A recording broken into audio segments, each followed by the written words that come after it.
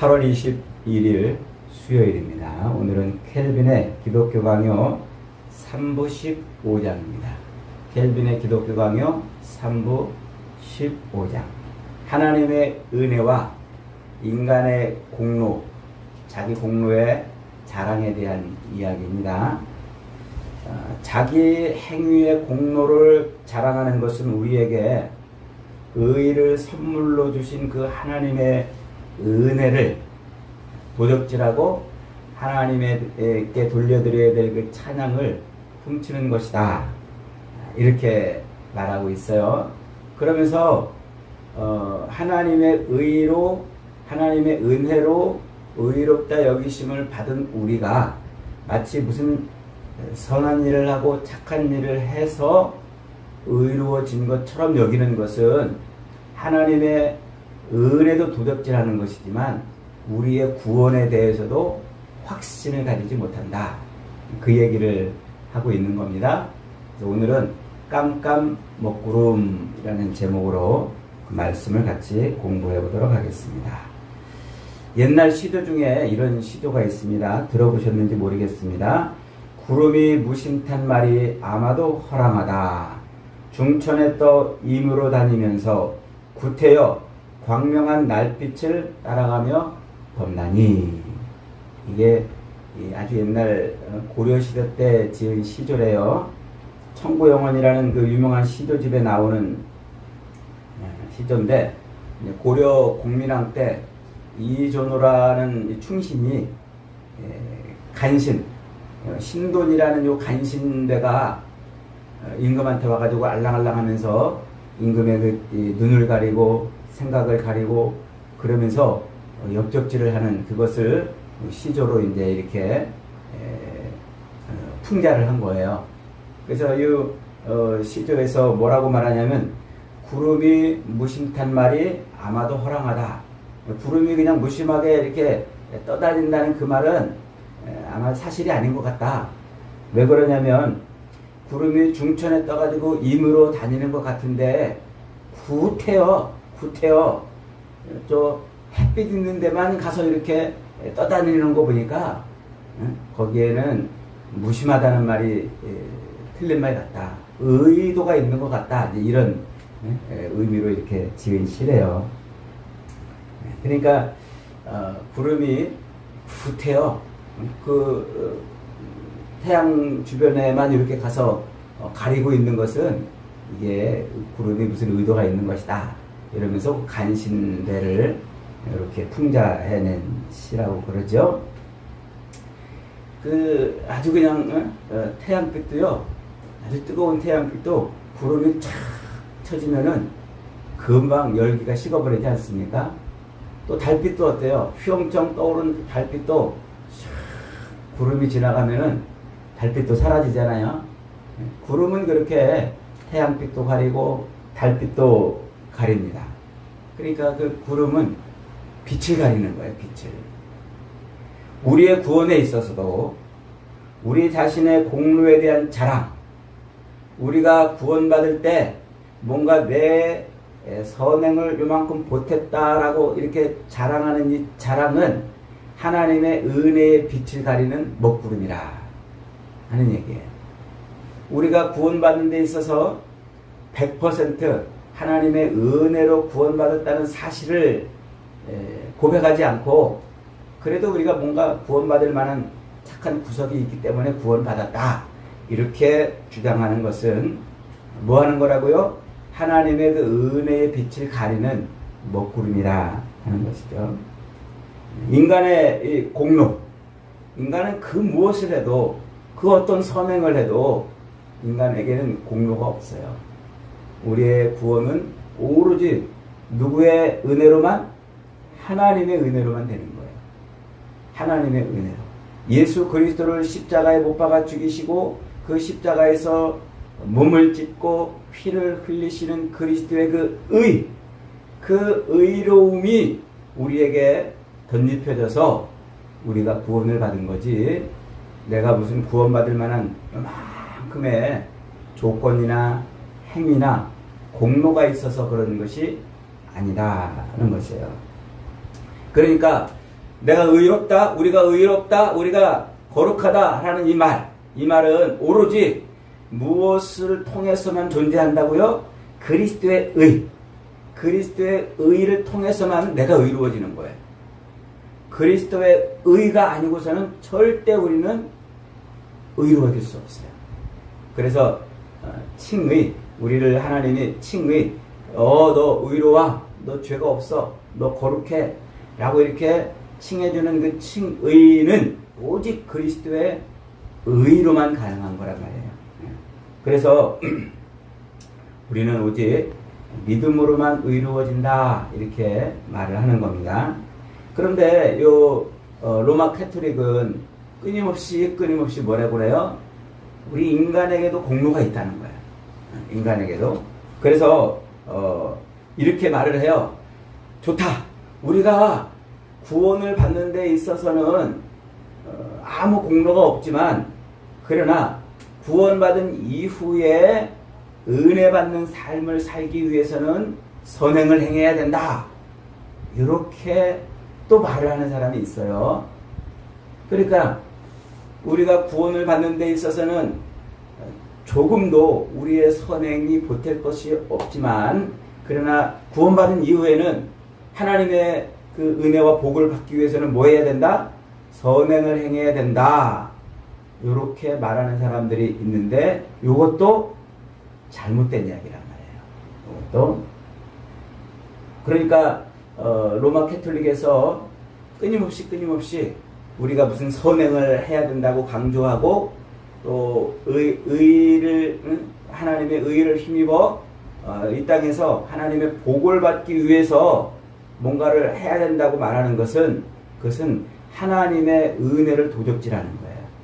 하나님의 그 모든 은혜를 훔치고 하나님의 영광을 가리는 그런 먹구름 행위라 이렇게 말하는 것이죠. 그러니까 인간에게는요, 아무도 내세울 만한 그 어떤 공로도 없어요. 한번 따라합시다. 우리에게는 하나님 앞에 내세울 그 어떤 공로도 없다. 그러니까 우리가 이 땅을 살면서 하나님 앞에 구원을 받을 때 아무것도 내세울 것이 없었던 것처럼, 구원받은 이후의 삶에도 역시 하나님 앞에 내세울 것이 아무것도 없어요. 그래서 우리가 이제 어저께 배웠잖아요. 인간을 크게 네 종류로 구분한다고 그랬죠. 하나는 예수 안 믿는 자연인, 중생하지 못한 사람들, 불신자들을 말한다고 그랬어요. 두 번째는 입술로만 예수 믿는 사람들. 세 번째로는 겉으로는 예수 믿는 척 하는데 속으로는 이기심으로 충만한 사람들. 그 다음에 네 번째는 이제 진짜 예수 믿는 사람들. 이렇게 사람들을 딱 네 종류로 구분을 할 수 있는데, 그 네 종류로 구분한 사람들이 이 땅을 살면서 선행을 행할 때, 착한 일을 하고 의로운 일을 행할 때, 그 선행은 누구에게서부터 오는 거라고요? 하나님의 은혜란 말이에요. 그것도 세상을 유지시키시고 이 세상을 통해서 하나님의 선택한 자기 백성들을 구원해 내시기 위한 하나님의 그 방편으로 사람들에게 선을 행할 수 있는 은혜를 베풀어 주신 것이지, 내가 잘나서 착한 일을 하는 게 아니에요. 내가 똑똑하고 내가 뭔가 의로워가지고 무슨 선한 일을 하고 남을 돕고 봉사하고 헌신하고 이런 게 아니란 말이에요. 그것도 다 누구의 은혜로? 하나님이 은혜를 베풀어서 우리가 선행을 행하는 거란 말이에요. 그러므로 우리 인간에게 있어서 선행, 인간에게 있어서 의로운 이런 것들은 전부 하나님께 영광을 돌릴 기회인 것이지, 내가 이런 거 했어, 이렇게 자랑하고 뻐길 만한 것은 아무도 없다. 우리는 그렇게 이 땅에서 우리가 행한 일들에 대해서 자랑을 하는 그 순간 하나님의 영광의 빛을 가리는 먹구름이에요. 먹구름. 그러니까 우리가 신앙생활하면서 조심해야 될 게 뭡니까? 내가 교회를 위해서 이만큼 헌금을 했어. 이런 거 조심해야 돼요. 그 다음에 내가 저 사람을 내가 이렇게 도왔어. 이런 거 조심해야 돼요. 그 다음에 내가 하나님 앞에 열심히 예? 기도했더니 하나님이 나에게 이렇게 복을 주셨어. 이게 우리가 많이 속는, 아주 신앙생활에서 많이 속는 말 중에 하나예요. 열심히 금식하고 열심히 기도하고 열심히 11조 했더니 하나님이 나에게 이렇게 복을 주셨어. 이게 다 우리가 하나님의 영광을 가로채는 아주 깜깜 먹구름이라는 사실입니다. 그러니까 우리는 이런 것들을 왜 이것이 하나님의 은혜를 가로채고 하나님의 영광을 가리는 먹구름인지 이걸 알아야 돼요. 그걸 모르면 여전히 우리는 하나님께 마치 우리가 뭔가 의로움을 행한 것처럼 자꾸 그렇게 뻐기면서 산단 말이에요. 자, 다시 한번 설명해 봅니다. 우리의 구원에 있어서는 눈꼽만큼도 우리가 보탠 것이 없다는 사실을 꼭 기억하시기를 바랍니다. 그 다음에 우리가 그렇게 구원을 받은 이후에도, 우리가 이 땅을 사는 데 있어서 구원받은 이후에도 우리가 하나님 앞에 내세울 선행, 의로움, 공로, 이런 건 역시도 다 뭐라고요? 하나님의 은혜다는 거예요. 그러니까 이제 어떤 사람들은 그렇게 주장한단 말이에요. 맞아. 우리가 구원받는 것은 하나님의 은혜로 구원받는 거 맞아.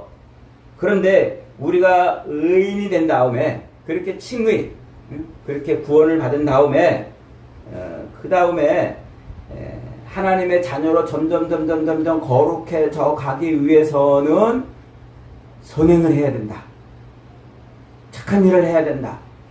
의로운 일을 해야 된다. 라고 이렇게 주장을 하는 사람들이 있어요. 그런데 우리가 구원받는 데 있어서 오직 하나님의 은혜라고 말하면서 그 뒤에 덧붙여가지고 구원받은 이후에 거룩한 삶을 살기 위해서는 선행을 하고 의로운 일을 하고 착한 일을 해야 우리의 그 공로로 거룩해진다. 이런 말은 역시 하나님의 영광을 가리는 거란 말이에요. 하나님의 영광. 그러니까 우리가 이 땅을 살면서 정말 잊어버리지 말아야 될 것은, 사나 죽으나 우리는 다 하나님의 은혜밖에 없어요. 우리 그걸 잊어버리면 안 돼요. 그러니까 우리가 듣기에는 아주 그럴싸한 말 같잖아요. 우리가 은혜로 구원받았으니까 이제는 하나님의 사람으로 거룩하게 자라가려면 선행을 하고 착한 일을 하고 의로운 일을 해야 된다. 이게 그럴싸한 말 같은데, 이게 하나님의 영광을 가리는 먹구름이란 말이에요. 먹구름. 구원은 물론이고 우리의 거룩을 향해 가는 성화의 삶에서도 역시 우리는 은혜밖에 없어요. 그래서 구원도 은혜, 선행도 은혜, 오직 은혜, 모든 것이 은혜. 한번 따라합시다. 구원도 은혜, 거룩도 은혜, 모든 것이 은혜. 우리는 살면서 모든 것이 은혜입니다. 이거밖에 없어요. 이거밖에.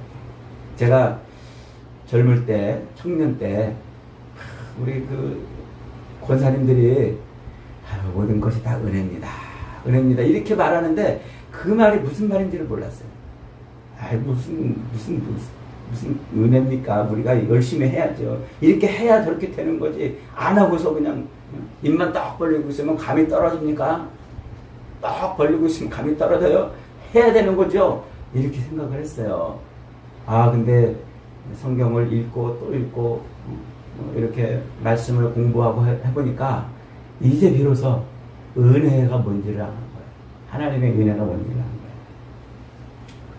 로마 캐토릭은 롬바르드나 아퀴나스 같은 이런 사람들은 이 사람이 착한 일을 하고 의로운 일을 하고 선행을 해야, 그래야 하나님의 구원에 합당한 삶을 산다, 이렇게 말을 해요.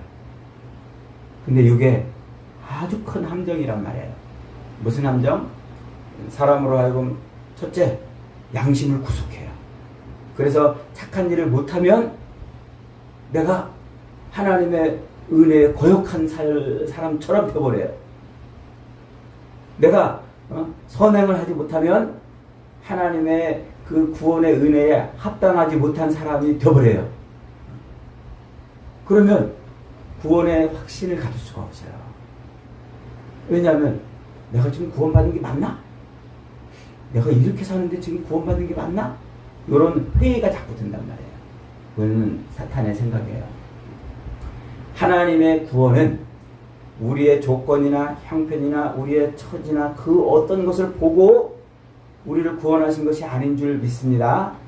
오직 하나님이 아들을 십자가에 못 박아 죽이시고 그 십자가에 못 박아 죽이신 그 일이 너를 구원하기 위한 내 하나님의 은혜다라는 것을 가르쳐 주려고 우리에게 믿음의 안경을 씌워줬다고 그랬죠. 그래서 그 믿음의 안경을 쓰고 딱 보니까 이게 나를 구원하기 위한 하나님의 은혜였다는 것을 깨닫는단 말이에요. 그래서 우리가 그 예수를 나의 구주로 아멘하고 믿는 순간 우리는 그 예수 그리스도의 의를 힘입어서 구원을 받는 거예요. 다른 게 없어요. 그걸로 구원받는 거예요. 그렇게 이제 구원을 받았으니까 사는 데 있어서도 우리의 어떤 행위나 우리의 무슨 조건이나 무슨 선행이나 공로가 없다고 너 그렇게 살아서 내가 너를 이렇게 구원했는데 너 그렇게 살아서 되겠어? 너 구원 취소. 이러지 않으신단 말이에요. 이러지 않으세요. 그런데 꼭 어떻게 생각하면 그런 놀라운 은혜로 구원을 받았는데 내가 이렇게 살아가지고 되겠나? 이래 살라고 구원이 취소되는 거 아닌가? 요런 아주 이상한 생각이 우리한테 들어온단 말이에요. 그렇게 들어오는 순간 우리는 하나님의 그 은혜를 가로채는 그런 먹구름 같은 일이 됩니다. 그러므로 여러분 우리는 이 땅을 살 때 아담의 타락 이후로 태어난 이 인간은 뭐라고 그랬어요? 무덤에 누운 시체와 같다고 그랬잖아요. 아무것도 스스로 행할 수 없단 말이에요. 스스로. 그래서 죄 아래 종로로 타는 인간은 무덤에 누워있는 시체와 같다. 하나님의 은혜가 먼저 임해야 그래야 그 시체에 생기가 들어가고 그래야 그 시체에 힘줄이 생기고 뼈마디가 붙고 그래서 살아 움직이는 존재가 되는 거예요. 하나님의 은혜가 아니고서는 우리는 아무것도 행할 수 없는 시체와 같은 일. 그러니까 지금 우리가 예수 그리스도로 구원을 받은 이것도 은혜이지만 지금 이렇게 사는 것도 은혜란 말이에요. 하루하루 이렇게 사는 것. 비록 죄를 짓고 비록 바른 온전한 삶을 살지 못하는 것 같아도 하나님이 우리에게 은혜를 주시기 때문에 그래서 이만큼 사는 거예요. 눈꼽만큼이라도 하나님이 은혜를 살짝 거두시면 우리는 죄를 짓지 못해서 안다라고 몸부림치는 거예요. 그래서 그 은혜 덕분에 지금 이만큼 이렇게 점점 그리스도를 닮아가려고 애를 쓰고 점점 불쌍한 사람을 보면 도우려고 그러고 점점 이웃을 사랑하려고 하고 점점 예배를 그렇게 자꾸 드리고 싶어 하고 점점 나는 하나님의 은혜밖에는 정말 아무것도 없구나라는 이 감사와 찬송이 나오는 거란 말이에요.